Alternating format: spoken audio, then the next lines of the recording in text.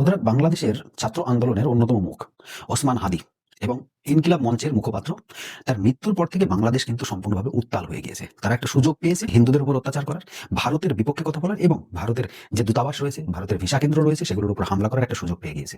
যে কারণে ভারত সরকার একটা নতুন ডিসিশন নিয়েছে। বাংলাদেশে বর্তমানে চট্টগ্রামে যে দূতাবাস রয়েছে, ভিসা কেন্দ্র রয়েছে, সেটা সম্পূর্ণভাবে বন্ধ করে দিল ভারত সরকার। আর এই অবস্থার পরেই বাংলাদেশের ডক্টর মোহাম্মদ ইউনূসের ঘুম হয়তো ভেঙেছে। তিনি কি করলেন?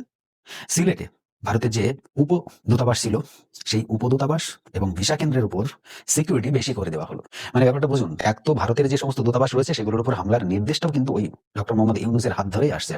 তার সাহস না থাকলে, তার সাহস পিছনে যদি তিনি সাহস না দিতেন, তাহলে এত বড় বড় কাজ এই জামাত বাহিনী, এই ইসলামপন্থীরা কোনোদিনই করতে পারতো না। ঢাকা ময়মনসিংহের রাস্তার উপর একজনকে পিটিয়ে মেরে তাকে আগুন দিয়ে পুড়িয়ে দেওয়া আর আমাদের ভারতের দূতাবাসের উপর হামলা করা, এগুলো কিন্তু খুব সহজ বা ছোট কাজ নয়। এগুলো অনেক বড় সাপোর্ট দরকার আছে পিছন থেকে।